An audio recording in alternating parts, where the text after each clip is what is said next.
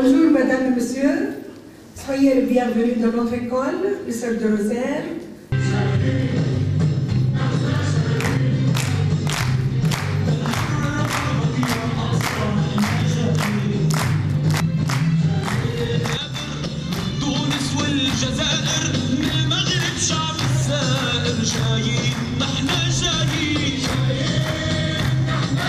Vous pouvez nous dire quelles sont les matières que vous avez en classe? L'anglais, l'arabe, maths, sciences, l'histoire, géographie. Oui. Est-ce qu'il y a des hommes, par exemple, que dans vos professeurs? Oui. Par exemple, L'arabe et les sciences et le maths. J'aime le sport. Et quel est votre prénom? Madame Jacqueline. Vous Ah, Rihem Tahboub. Moi, j'aime être un avocate parce que j'aime défendre tous les... parce que j'aime pas l'inégalité, l'injustice et j'aime être contre ça.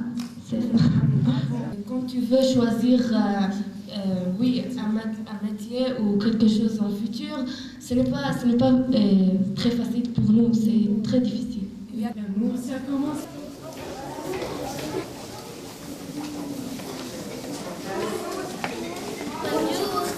Au revoir. Un professeur spécialisé. Alors il y a une seule classe, comme vous voyez là. Comme un diamant qui se pose, branche de mes doigts, tu brillais chaque nuit devant moi, ville de lumière, j'ai besoin de toi.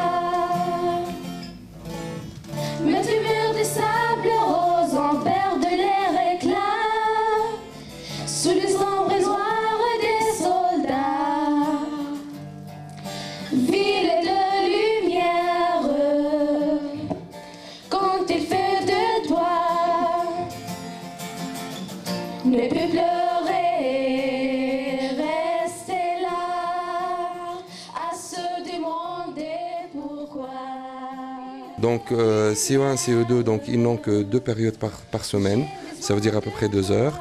Et à partir de la 4e, ça veut dire CM1, ils ont 4 périodes par semaine, donc le double. Hein. Et nous continuons avec cela jusqu'à la première, ouais, en français. Et nos élèves, bien sûr, ils passent le DELF, le DELF scolaire, donc A1, A2, B1, B2. Hein. Just ask. From 6 from the primary. From 4 years old. 4 years. Yes. We have KG 1 and 2 as well.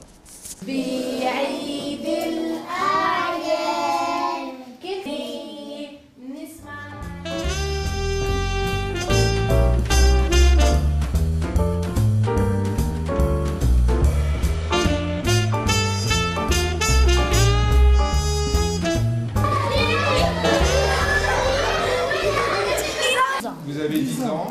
Dans l'école que je dirige en France, nous avons également des classes où les élèves ont 10 ans. Et peut-être, si vous le voulez, nous serions heureux d'avoir un échange avec vous, par Internet par exemple, et de s'envoyer des messages des messages de paix et d'encouragement pour la langue française, pour vos études. Et puis vous pourriez nous dire comment ça se passe un petit peu dans votre pays.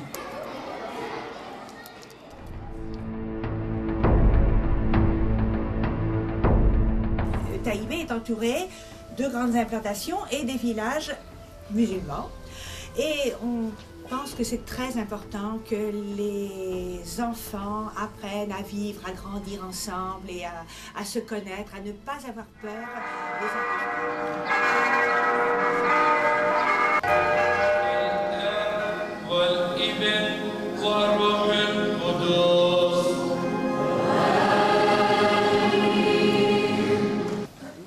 Vous savez, sur les barrages militaires, il y a une rencontre, pas entre les êtres humains. Je m'excuse de le dire. Il y a une rencontre entre l'ennemi et les terroristes. Pour nous, les soldats, derrière leur uniforme, sont les ennemis.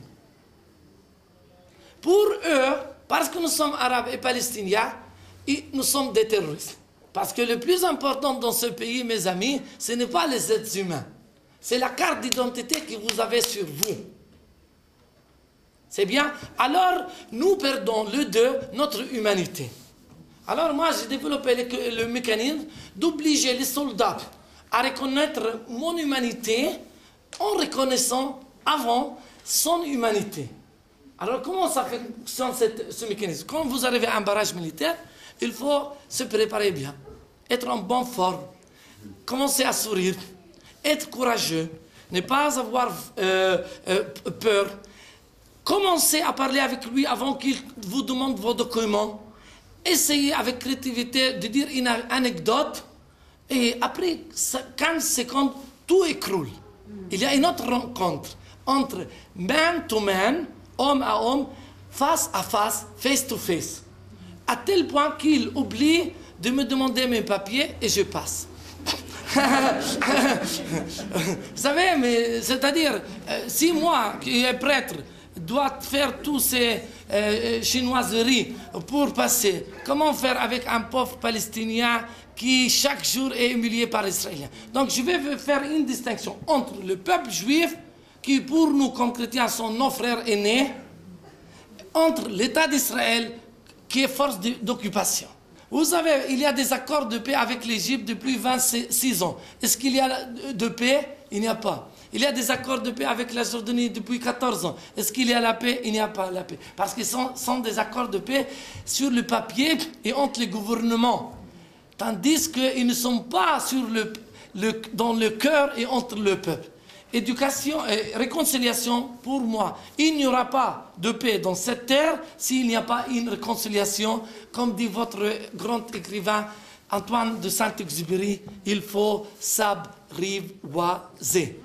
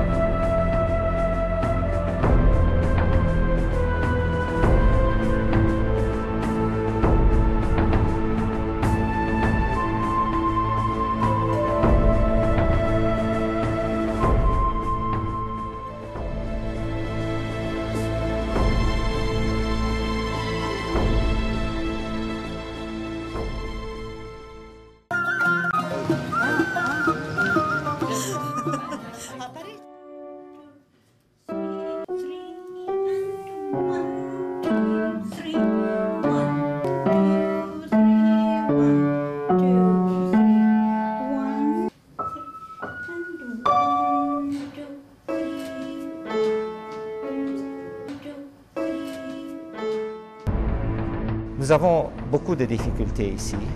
Nous sommes assiégés, encerclés par un mur de séparation. Comme directeur, je suis ici depuis 7 ans. Je suis un ancien de cette école. C'est un établissement qui accueille des élèves à partir de l'âge de 4 ans jusqu'à 18 ans. L'enseignement dans toutes les matières sont en arabe. Donc l'arabe, c'est la langue officielle.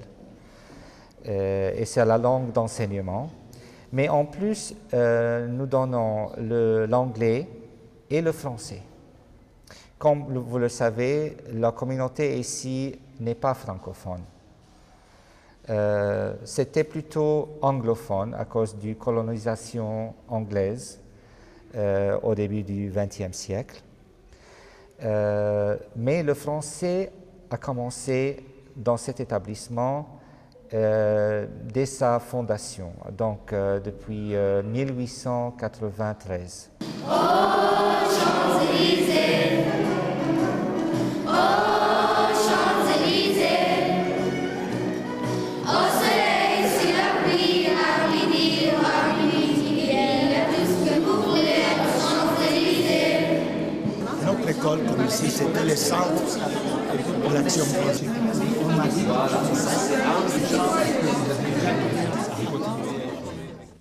Les écoles latines, la première de ces écoles était établie il y a 154 ans, ici à Béjalamem, quand le patriarcat même était rétabli. L'Église a compris qu'une école paroissiale est un instrument indispensable pour que cette communauté survive. Autrement, on ne peut pas continuer. Dans un monde où les chrétiens ne comptent que très peu, 2%, dès le commencement, l'Église se considérait part intégrale de ce monde arabe. Et alors, les écoles étaient établies il y a 154 ans avec ces deux buts. Catéchisme pour les enfants de la paroisse, éducation pour les enfants de la communauté. Et nos écoles du patriarcat latin ont une caractéristique un peu différente. Ils sont dans les villages lointains. Nos écoles sont plutôt dans les villages. Et aussi, comme vous avez dit, les autres écoles chrétiennes souffrent de la même situation que le Père Majdi a décrit maintenant.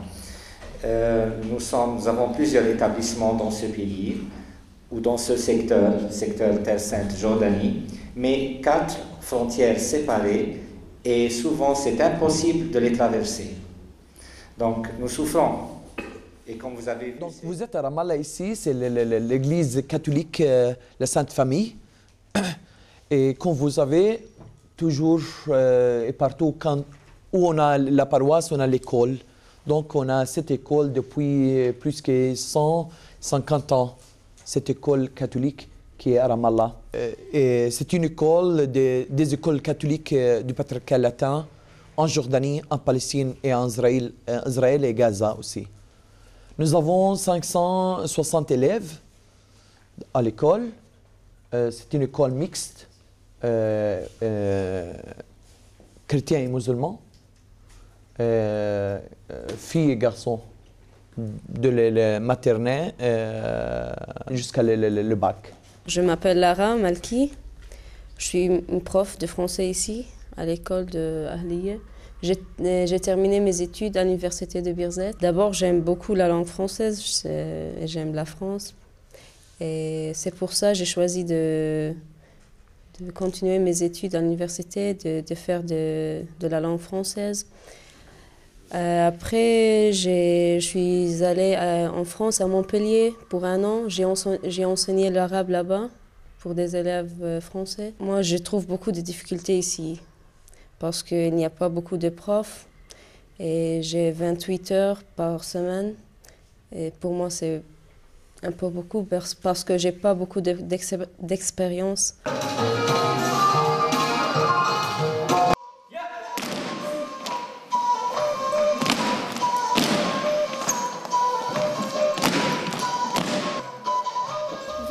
Une idée combien les gens du pays sont heureux de voir quelqu'un qui pense à eux, qui vient de dehors, parce que vous savez, on est étouffé par la situation.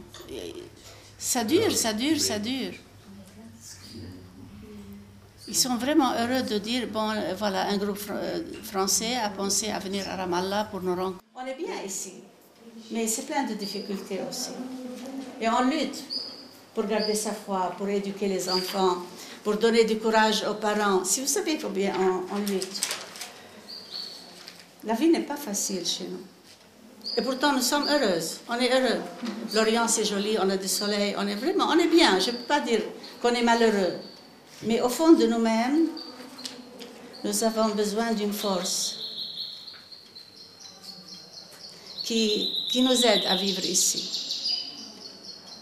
Qui nous aide à continuer, qu'il y ait des chrétiens, qu'il y ait des paroisses. Voilà.